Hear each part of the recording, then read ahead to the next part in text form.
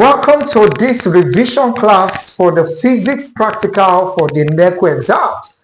I want to appreciate everyone that have watched our videos in the past, those that have dropped their comments, and those that have reached out to us to let us know that those things we did were quite helpful in the exams. Thank you very much for your comments. And today I'll be giving you some tips that are very, very important as you go into your physics practical for your NECO exam. There are certain questions that come out that recall from time to time over the years. I haven't observed the past questions, and this is a prediction that I have for this forthcoming exam. You're likely going to have a question like this, and let us see what are the things you are expected to do. And mind you, you do not need to do the complete, you don't have to carry out the experiment again and again and again. Once you just do the experiment and you have your readings, I'm going to show you how you can get the other readings and then get to work so that you can complete the practicals in time. All right, so you have a setup here. The diagram will be given to you to guide you on how to set up the apparatus you've been given. You have been provided with a retort stand, that's the retort stand, a clamp and bars, a set of masses, a spiral spring, stopwatch, split cork, and other necessary apparatus. Using the diagram above as a guide, carry out the following instructions. Suspend the spiral spring vertically as shown in the diagram. Suspend a mass hanger on the free end of the spiral spring and add a mass of M equals 50.0 grams to the hanger. Then pull the hanger gently downwards and release to set it onto or into vertical oscillations, meaning you pull it downward and then it begins to move up and down. That's vertical oscillation. Determine the time T for 20 complete oscillations. So look at it. For 20 complete oscillations, the question you'll be given, it may not be 20, it could be 10 complete oscillations. Is that okay? For 20 complete oscillations, then evaluate the period T of the oscillation. Also evaluate T squared. Repeat the procedure for 4 other values of M equals 70, 90, 110, and 130 grams. So that means you'll be changing the masses. Okay, if you have a mass of any of these values, you can remove the one there and replace. And if you don't have, just add to it. So if you have 50 here already and you want to do 90, all you need to do is to add 40 to the 50, right? Or or if you don't have 40, you could do 20, 20, add it to the 50. That gives you 90, 110, and 130. For 130, you could have 100 grams. Then you can have 20 grams and then 10 grams. By the time you add it all together to the hanger, all right, you have exactly 130 grams. In each case, determine T and evaluate capital T and T squared. Can you see that this small t is different from your capital T and then T squared? Tabulate your readings. Then plot a graph of T squared on the vertical axis against M on the horizontal axis. Determine the slope S of the graph and the intercept I on the vertical axis. Then evaluate K, which is 4 pi squared divided by S. Take pi to be 22 over 7. So K equals 4 pi squared over S. Your S is the slope. So the slope that you would have calculated here, you are now going to do your 4 pi squared divided by the slope, and that's going to give you the K. Now, I believe you have seen a couple of videos online on how the practicals will be carried out. You saw the apparatus, the everything there, and then how you are expected to fix them. So once you are done fixing and then carrying out the experiment, what exactly are you supposed to do? Because you have seen a lot of videos on that. I wouldn't want to go into that for this session. I just want to call your attention to certain mistakes that students make. So it's one thing to do the experiment very well. It's another thing to miss out on certain vital matters. Are you with me? So I'm going to be, so that is why this is very important for you. So take notes so you don't make mistakes.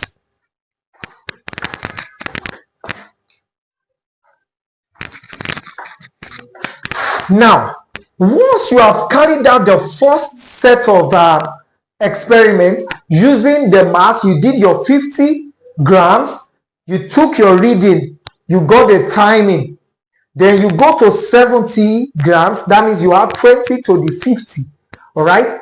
Then you take your, so these are values, okay? These are values from experiments that are taking place, all right? Then you do 90, you get this reading. You do 110 grams, you get this reading. 130 grams, you get this reading. Instead of going through it over a second time, you can just add certain values to this. So for your T2, I can decide to add 0.10 or 0.20 to what I have here. I can add 0.10, 0.20 to one or two of them, and then 0.00 to some of them. So for example, this 5.80, I can decide to put the same 5.80 here. Here I can decide to put 6.90, meaning I have added 0.20. Here I'm going to do 7.80, meaning I have added 0.10. Here I'm going to do 8.70, meaning I've added 0.20 here. Here I'm going to repeat this value, 9.20.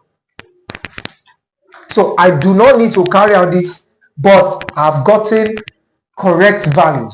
Are you with me? Then the next one says you should find your T, and your T is going to be addition. So this table, they will not tell you what and what you are expected to have on this table. All right, that's why the question says you should, after you have carried out the experiment, determine the time T. Are you with me? For 20 complete oscillations, evaluate the, so the table is yours to find out what will be on this table. So what are the things you are supposed to have on the table? The serial number, which is the number of times you carried out each experiment you did. The first experiment, 50 grams, is number one. Number two, the mass in gram, the masses you used in gram. The time, C1, that was the time you calculated. Now take note of this. This time, you remember they said you should ensure 20 oscillations. So what is the time for 20 oscillations? This is the first mistake that many students make. Now when you draw it down, you leave it up, down. That is one complete oscillation. Up, down, up, down, up, down. That is a complete oscillation, not just up. 1, 2, 3, 4. No, some students will make that mistake. Are you with me? So it is a to and fro movement that makes one complete oscillation. So when you release it and you draw it down, because it's a spiral spring, you draw it down. Once, in fact, even the mass you place on it, okay, so once you place the mass on it, the mass moves it.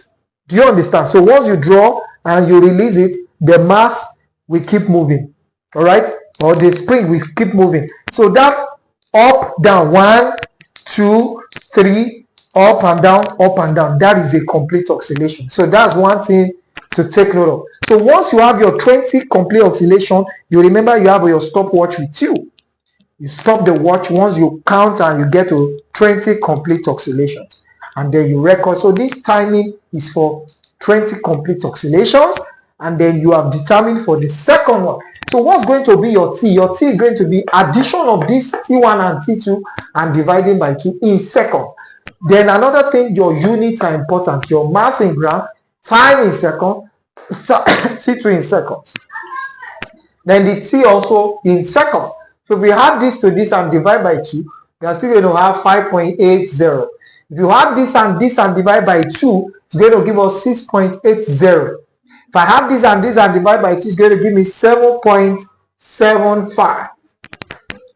I have this and divide by 2, it's going to give me 8.60. If I have this and this, because it's the same, it's going to give me 9.20.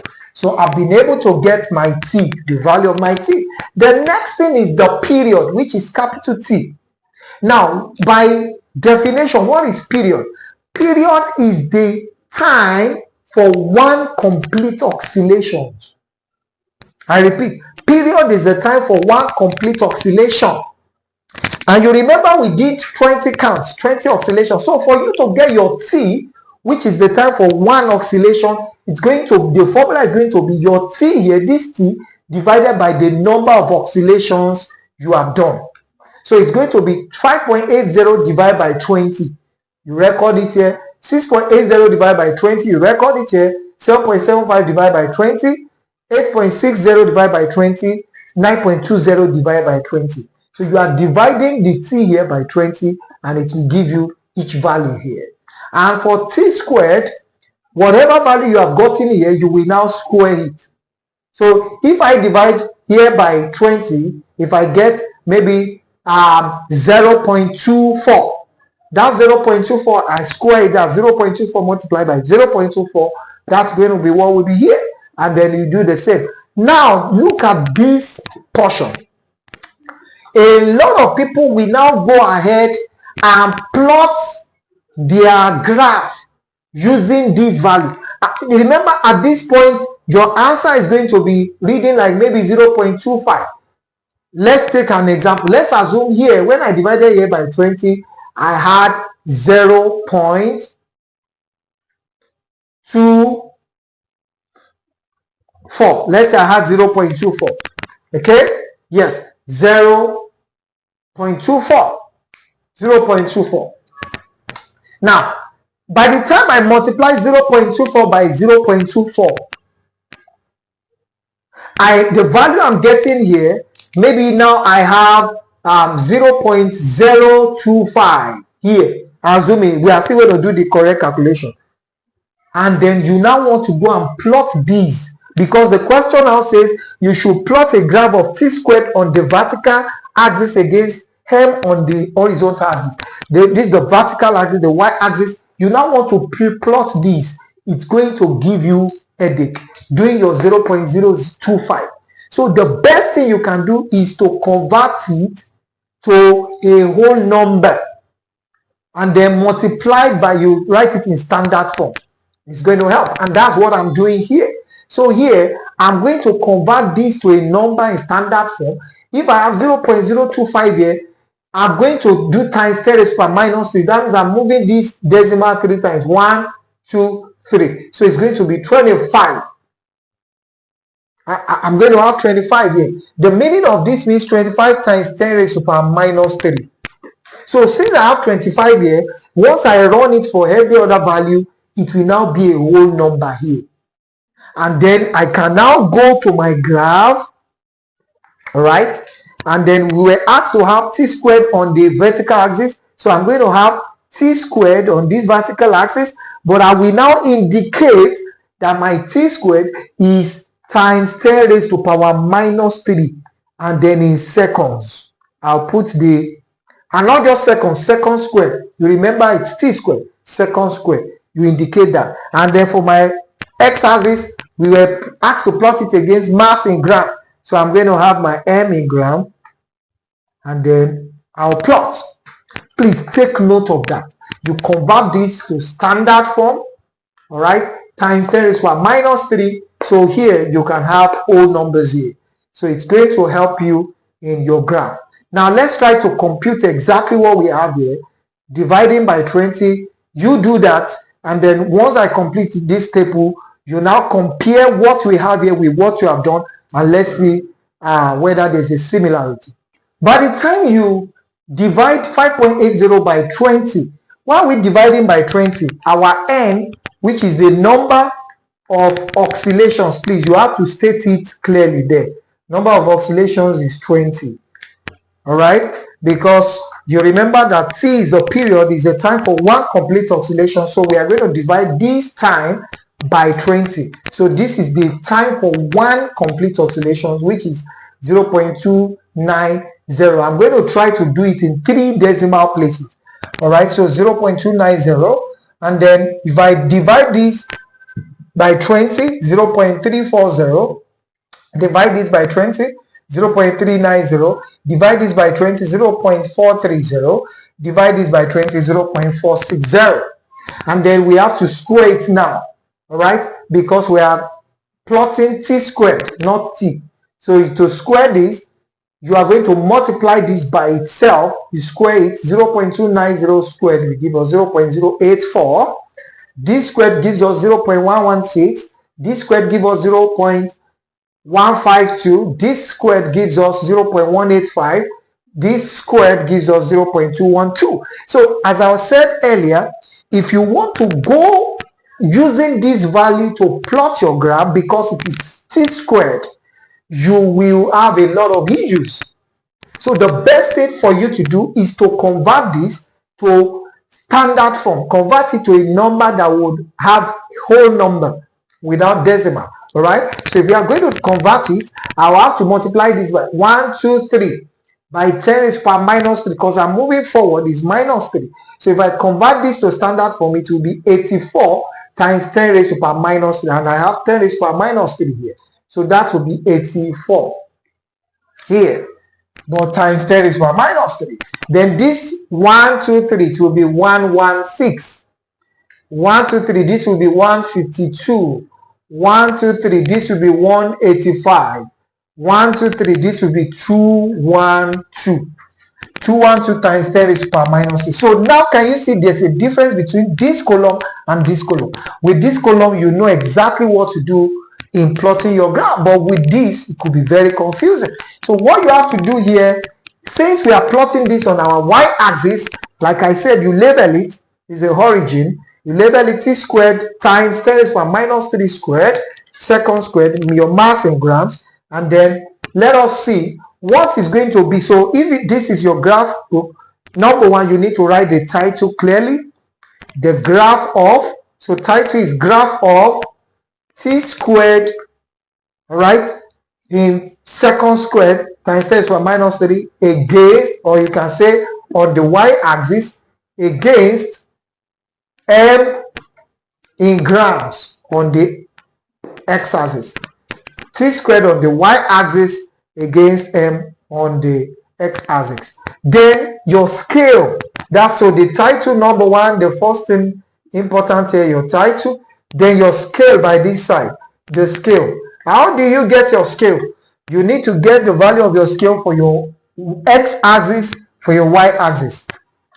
So since we are doing masses on the x-axis, now I have 50, 70, 90, 110, 130. How do I manage this space so that I can have my 10 to 130 here? Okay? Or I can just have a little beyond 130. So what you do, you can do 10 units. So if you are using the big graph book of 10 centimeters, or sorry, of 2 centimeters, which is the one that will be given to you by the NECO exam, is 2 centimeters. So this place to this point is 2 centimeters. And then if I'm putting 10, 20, 30, 40, 50, can you see I have 130 here? So it will not accommodate it.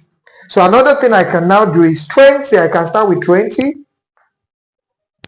and then 40, and then 60, and then 80, 100, then the next one 120, and then the next one 140, then mass in gram for my x-axis. All right, so once I've done that, and then on my y-axis, so how do I write that in my scaling now? I would say 2 centimeters to represent 20 units on x-axis. 2 centimeters to represent 20 units on x-axis. So that means this, each of these 2 centimeters 20 units, 0 to 20 plus 20 plus 20, that is that. While for my y-axis, it is still the value that will determine. This is the value for my y-axis. So I have 84, 116, 152, 185, 212. So how do we determine the scale for this axis? So on my y-axis, since I have 84, I can do 20 units. 2 centimeters to represent 20 units. So if I do that, that means I'm going to have the first one 20, and then 40, then 60, then 80, then 100, all right? And then I continue like that, 120, 140, and then upward like that. So, and the starting is 84, so that's going to be somewhere above 80, 84 to 50. So this 50 will be between 40 and 60. So I'm going to trace this up like this, 84, and then I portion it there, and then it goes like that. So by the time I'm able to complete this upward, I'll be able to get my readings correctly. I'll be able to get my reading. So the scale for my y-axis is going to be 2 centimeters. You can say 2 centimeters to represent 20 units on x-axis and y-axis, or you can also say 2 centimeters equals 20 units. Either of the two is correct. 2 centimeters to represent, all right, 20 units on the t squared axis. T squared axis represent n grams axis on this axis. All right, once we've written the scale, the title, the next thing, so once you do your plotting, maybe on this axis, remember we did t squared times 3 raised to power minus 3. Please ensure to indicate it. So after you have gotten, let's assume our reading, or we got something like this. I'm just doing a rough sketch, and then you are drawing your line. Okay, you are drawing your line. You are drawing your line. Okay, while you were drawing the line, maybe you had all on a straight line. You could have all on a straight line. You could have maybe out of 5, 3 falling on the line, or 4 falling on the line, and just 1 falling out. And then you were asked to determine the slope. You were asked to determine the slope. So the slope is usually, you can do 3/4 of what you have here. All right. And some people, or you can also do the first to the fifth. The first to the fifth, the first to the last. That first to the last actually covers about 3/4 of what you've done. So you trace it to the x-axis, first to the last. Then you trace it to the y-axis as well. So your slope is going to be the change in your y over change in your x. So slope x. So let's assume that what we have here is 230 to 84. 84 was the first. So you are going to have 230 minus 84 all over. Then for my 20 to 100, 100 minus 20. My s is going to be, by the time I remove 230 minus 84 divided by 20, you are done getting your slope. You could do 3/4 of the entire line, okay, 3/4 of it. And mind you, if this line gets out of here, so they can ask you to find the intercept. Intersect is the point at which this line touches the line here. That is the intercept. So you read it, and then you record it. Now, our slope is changing our y-axis over changing the x-axis. So for my y-axis, I assume that your calculation, you have 230 minus 84 over 100 minus 20. That's going to give us 146 over 80. If I divide this, we're going to have 1.825 Now, the next thing is the SI unit. You remember my y-axis is seconds squared, while my x-axis is gram. So it's going to be seconds squared per gram. That is the SI units for the slope. The next question says evaluate K, which is 4 pi squared over S, 4 pi squared over X. So my K is going to be 4 times my pi is 22 over 7 squared over my X is my slope here. By the time I divide, I have 21.63. What is going to be the SI unit? Now my slope is at the denominator compared to when it was. So it's as though I'm finding the inverse of my slope. Therefore, this SI unit will also have to change. So now it's going to be gram per second squared. Gram per second squared. And that is the value of my K. So I don't want you to get scared. Your practicals are very simple. Just follow the instructions. Do whatever you're asked to do. And be very meticulous with your units, whatever you're meant to do, and you will be fine. All right, I wish you all the best in your exams. Make sure you also check out other videos that we've done for physics before now. Whether you're writing WAEC or NECO, the videos we've done for WAEC, they're also relevant while you are studying for your NECO, because it's the same syllabus, it's the same exam. All right, the exams are the same. There's just little differences. So don't say NECO is not a completely different exam. They are all the same. They make use of similar or same syllabus. So get yourself prepared, and I wish you all the best in your exams. Bye for now.